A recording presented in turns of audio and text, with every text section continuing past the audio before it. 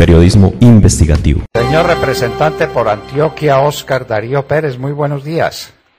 Doctor Londoño, muy buenos días. Un saludo muy especial para todos allá en la mesa y a todos los oyentes. Bueno, representante, usted en su salsa ayer, porque no hay un especialista como usted en materia tributaria y fiscal en el Congreso de la República. Las comisiones tercera y cuarta le dieron aprobación al presupuesto nacional para el año entrante.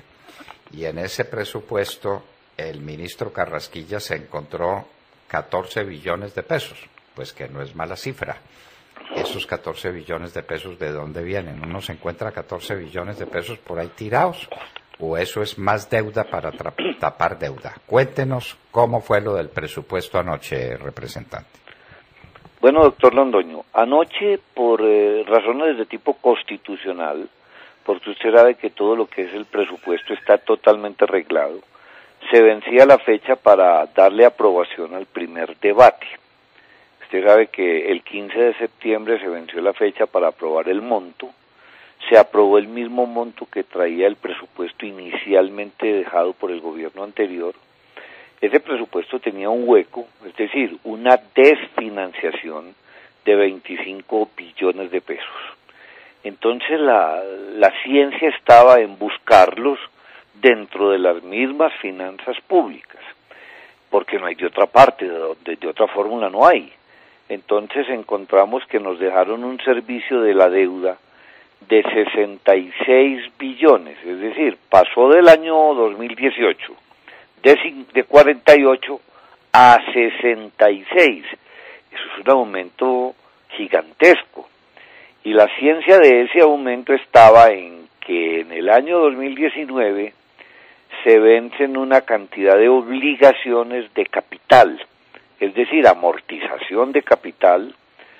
Todo eso estuvo debidamente, digámoslo, estudiado durante 8 años para que el gobierno que llegara pagara pues el exceso de gasto del gobierno anterior.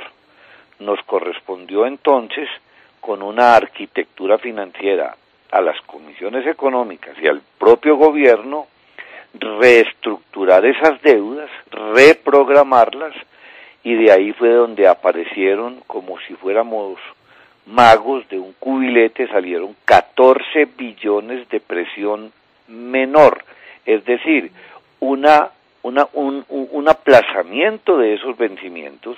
No es que no los vamos a honrar, claro que los vamos a honrar, eso es en concordancia con la banca multilateral, etcétera, y esos 14 billones nos han reducido ese hueco gigantesco de 25 a 11. Esos 11 los tendremos que encontrar a través de una figura que vendrá posteriormente, que será una ley de financiamiento, que incorporará temas tributarios, no puede quedar ninguna duda en ese sentido, no sé cuáles, ya seguramente no será el IVA de la canasta familiar, sino otras apreciaciones que han surgido a lo largo de los debates. Entonces, en ese orden de ideas, ayer se aprobó en primer debate un presupuesto de 259 billones de pesos. Las demandas de todos los sectores eran absolutamente increíbles.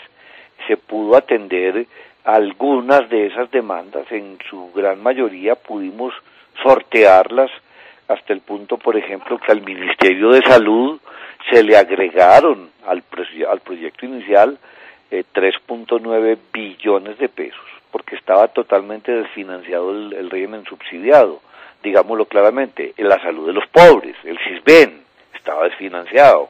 Pues le tuvimos que encontrar esos 3.9 billones de pesos, los cuales se lograron afortunadamente. Al Ministerio de Educación 2 billones de pesos, dentro de los cuales 500.000 millones van para el PAE, para el programa de alimentación escolar, porque, oh curiosidad, estaba financiado hasta el mes de agosto, y entonces entre agosto y diciembre a los niños no les da hambre.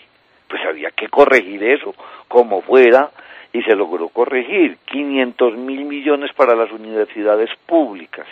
Ahí hubo una propuesta del expresidente Álvaro Uribe, que es maravillosa, que se destinen para atender la gratuidad en la educación superior de los estratos unidos en la matrícula.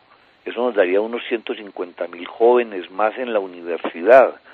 se encontraron también unos recursos para el Ministerio de Minas, para el Ministerio de Defensa, con una oposición férrea, ya ustedes se imaginarán de quiénes.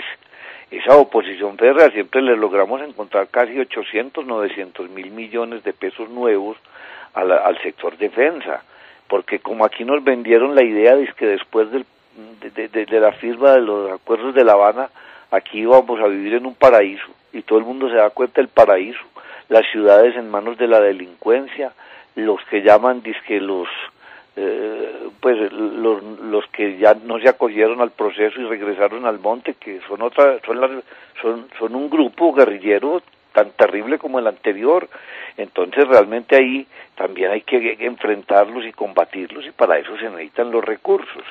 O sea, hicimos lo que las circunstancias nos lo permitían: al deporte 250 mil millones de pesos más, al Ministerio de Transporte 1.080.000 millones, un ministerio que lo dejaron seco. El túnel de la línea hubo que agregarle unos recursos porque aparecieron unos sobrecostos, porque algunas de las obras tenían que ser reforzadas, etcétera, etcétera. A la registraduría hubo que agregarle unos recursos, al sector de inclusión social 1.1 billones de pesos destinados al Departamento de la Prosperidad Social, al bienestar familiar, a la protección de los niños, movimientos pues en el sector, es decir, una cantidad de agregados que pudimos hacer. Y finalmente, doctor Londoño, pues creemos que dadas las circunstancias se hizo una aprobación de un presupuesto que pues hasta ahora nos parece adecuada. Ahora, resulta de que el petróleo ha venido subiendo, afortunadamente para este país, en unos términos, algunos los denominan superlativos. Hoy está por encima de los $80. Nosotros tuvimos como un supuesto macroeconómico aprobar el presupuesto sobre la base de que en el año 2019 el precio promedio iba a estar por el lado de los 67. Tenemos ahí un diferencial a favor de este país, que ojalá eso nos ayude para que, si los recursos mejoran, pues otra serie de programas sociales se tendrán que atender. Se me olvidaba decirle la promesa del presidente Duque de que a los adultos mayores, a 1.600.000 ancianitos desprotegidos que con el gobierno anterior se les pagaban cada 2 meses una partida pues muy pequeña, pues ahora lo vamos a hacer cada mes con un aumento del 10% lo que venían recibiendo cada mes. O sea, ya 2 meses, al pasarlo cada mes, ya quiere decir que le estamos haciendo un aumento sustantivo, y a ese aumento le agregamos un 10%. Ese es el corte social de Iván Duque, que afortunadamente las comisiones económicas pudimos comprender y materializar. Y por qué no decirlo, el viejo anhelo del occidente colombiano, el aeropuerto del café, se le pudieron incorporar 100.000 millones de pesos para que en el año 2019 arranque con toda fuerza, para ver cómo lo vamos a terminar. Después vamos a incorporarlo en el plan de desarrollo, donde le aparecerán otros 100.000 millones anuales para aterrizar en unos 300.000, más la propuesta que hizo el gobernador de aportar unos recursos por la vía de la venta del aeropuerto de la Nubia, y la gran idea del presidente Uribe de que de pronto el sector privado, a través de una APP, contribuya a hacer un edificio maravilloso, unas grandes instalaciones, y tengamos un aeropuerto de talla internacional en el occidente colombiano, precisamente en el municipio de Palestina, Caldas. Así que hemos hecho toda la fuerza posible. También se dejó ahí una posibilidad de que la nación se vincule al saneamiento del río Bogotá, que pues tanto demanda la acción del Estado para que algún día limpiemos esta cloaca que realmente no debe hacer sentir muy orgullosos los bogotanos. Representante Oscar Darío Pérez, explíquenos esto. Uno tiene unas deudas que se le vencen en un determinado momento y uno dice, no las voy a pagar en ese momento, las voy a pagar más tarde. Eso dice uno, pero el acreedor puede decir, yo lamento mucho, pero usted me paga en el plazo debido, porque las deudas tienen un plazo. tenemos la quiesencia de los acreedores. ¿Quiénes son esos acreedores que nos dan un espacio de paciencia de 14 billones de pesos?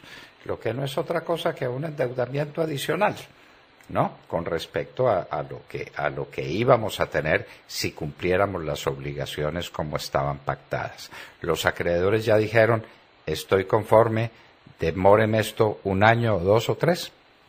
Sí, ministro, realmente pues no podría haber tanta insensatez de que si no hubiéramos tenido, pues digámoslo, el beneplácito de la banca multilateral, por ejemplo el Banco Interamericano de Desarrollo, Banco Mundial, la CAF, pues el Ministerio de Hacienda no hubiera dado semejante paso. Pues es decir, es reprogramar amortizaciones, vuelvo y repito, de capital.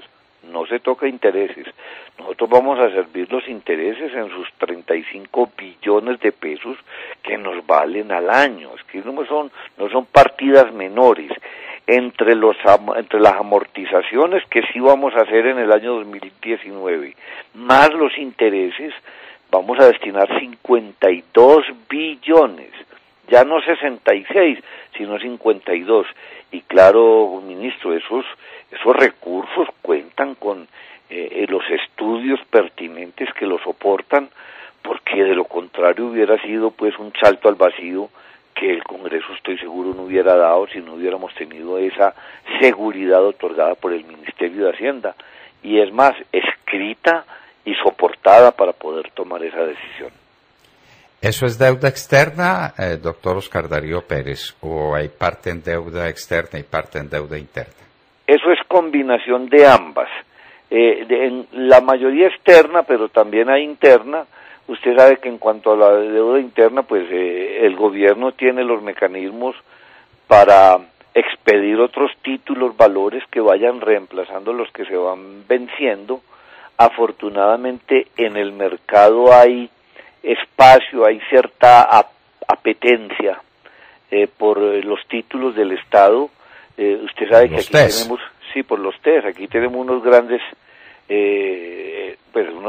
rentistas de capital, empiece pues por los fondos de pensiones que manejan más de 245 billones de pesos y que tienen que moverlos a través de sus inversiones que le generen una rentabilidad que les permita cumplirle a los pensionados.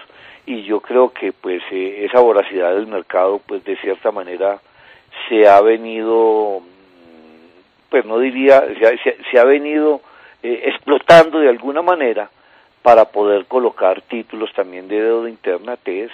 Lo que sí le hemos pedido al gobierno es que no podemos seguir en esa carrera de crecer la deuda pública, interna o externa, como porcentaje del Producto Interno Bruto, porque esa es una carrera alocada en la que habíamos incursionado para reemplazar los menores ingresos que nos dejó la caída de los precios del petróleo.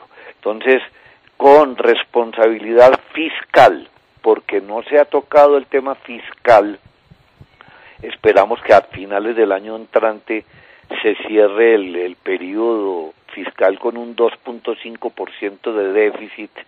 Este año pues vamos a estar por encima del 3%, que es lo que realmente nos impone la regla fiscal. Y eso lo tenemos que respetar, doctor Londoño, porque si no respetamos eso, podemos perder el grado de inversión, y cuando uno pierde el grado de inversión, usted sí sabe cuáles son las consecuencias, que no nos hacen las concesiones que de pronto nos hizo la banca multilateral de prorrogar vencimientos de capital. Cuando uno entra en un grado de inversión negativo, o sea, ya sin ninguna posibilidad, cuando le bajan la calificación, se le cierran las puertas y se le aumentan los intereses. Así que ese es un resultado de que recibimos, que hay que reconocerlo, del ministro Cárdenas en el grado de inversión, y que lo debemos conservar como un activo fundamental de la economía colombiana. Representante Oscar Darío Pérez, una inquietud tienen los colombianos, y es que los esfuerzos no solamente están por operaciones tan brillantes como esta que se pudo perfeccionar en la noche de ayer, sino por la disminución del gasto público.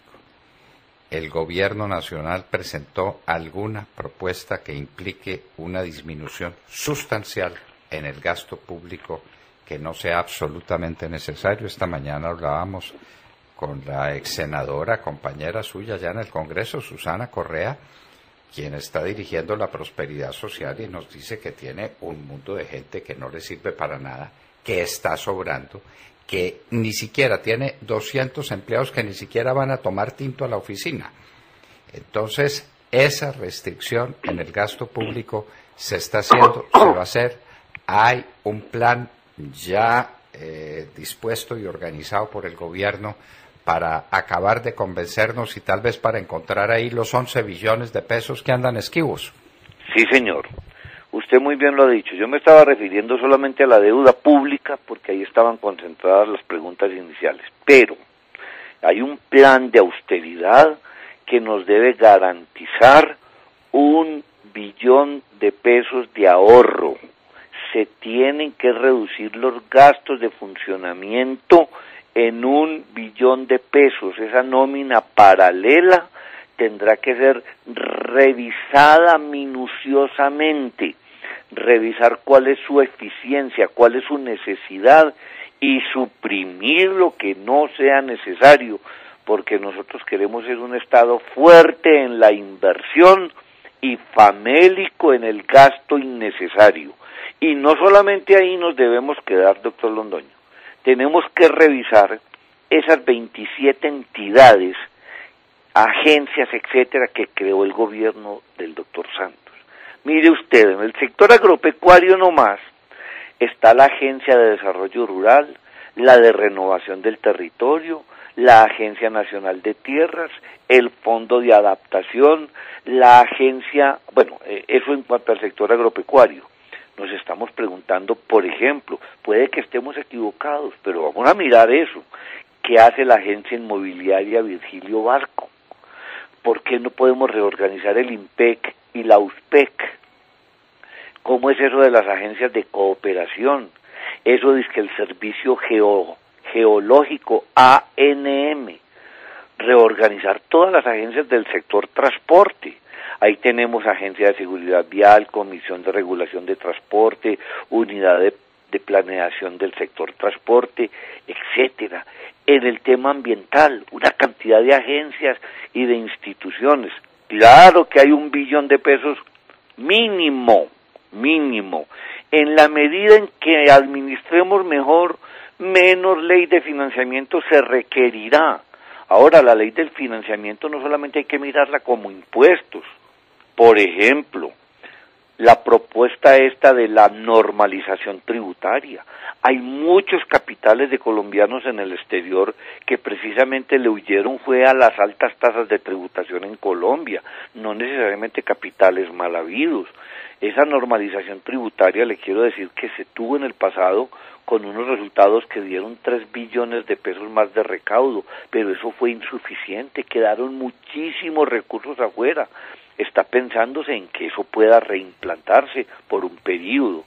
Volver a pensar en el tema que existió alguna vez del beneficio de auditoría para algunos contribuyentes que pagaran 4 veces la inflación, por ejemplo, se les reduciría el término de revisión de sus declaraciones de renta. Unas medidas administrativas para recaudar las grandes sumas que hay en cuentas por cobrar, tanto del gobierno nacional como los municipales y los departamentales. Mire, en la Argentina con esta crisis sacaron una norma de saneamiento patrimonial para que los argentinos llevaran los capitales a la Argentina. Y nos cuenta el director de la DIAN que se acogieron 200 billones de pesos, en el cambio 200 billones de pesos colombianos que regresaron los capitales a la Argentina con unos beneficios tributarios. Ahora, hay algunas propuestas en materia de bajar el impuesto sobre la renta, pues es que ese fue el programa de Iván Duque, hay que bajarlo, el impuesto corporativo, y tendremos que ver cómo se compensa eso, por el lado del IVA, la lucha contra la evasión y la ilusión. Esto de la factura electrónica nos tiene muy esperanzados a algunos. Esa fue una propuesta del Centro Democrático, doctor Londoño, estaba en la ponencia de nosotros, la ponencia que fue derrotada en el gobierno anterior, pero de esa ponencia sacaron varias de las ideas que teníamos nosotros, y una de ellas era la factura electrónica, que que va a ser la fórmula mediante la cual se le puede cerrar el camino a los evasores y a los elusores. En fin, pero volviendo a la pregunta, en la medida en que reduzcamos lo innecesario, que tengamos un Estado pequeño pero fuerte en la inversión, en ese momento vamos a lograr tener una mayor repercusión social y esperamos, como mínimo, reducir los gastos del gobierno central en más de 1 billón de pesos. No hay justicia con las regiones que les impusimos la ley 617 para que la cumplan los 1.125 municipios de Colombia, pero el único que no la cumple es el gobierno central. No, ley 617 para todos. Muy bien. Y revisar lo del impuesto al patrimonio, que es un impuesto inicuo, porque es gravar 2 veces el mismo capital, una vez cuando se produce y otra vez cuando no se dilapida, no se gasta. Entonces el castigo para el ahorrador es que le caen y le cobran impuesto al patrimonio, o que lo llaman impuesto a la riqueza, y otro impuesto por otro lado, que es la presunción de renta de ese patrimonio. Eso es una iniquidad, eso es confiscatorio, y por eso la gente se va, se va. Y los capitales se vuelan porque tienen alas y salen corriendo. De manera que tenemos que tener un sistema tributario ágil, pero sencillo y equitativo. Que la gente diga, lo pago con gusto, sobre todo si ve que el gobierno trabaja bien, que hay austeridad, que no hay despilfarro y que no hay corrupción. Bueno, representante Oscar Darío Pérez, usted respira más tranquilo y nosotros, al saber que usted respira tranquilo, también respiramos más tranquilos con estas noticias. Vea, ministro, realmente sobre el impuesto a la riqueza, el impuesto al patrimonio, ese impuesto no lo vamos a volver a ver en la legislación colombiana, al menos por ahora, porque como usted muy bien lo dice, esa es la mejor forma de ponerle alas a los capitales colombianos, que deben rentar es en Colombia, que deben asentarse es en Colombia, y nosotros mismos los hacemos ir hacia otros lugares por esa severidad tributaria. Y lo propio, una renta presuntiva del 3,5% es una vergüenza. Yo quisiera proponer que eso vuelva a los niveles del 2% que tuvo en una época. Hoy la tenemos en el 3,5%.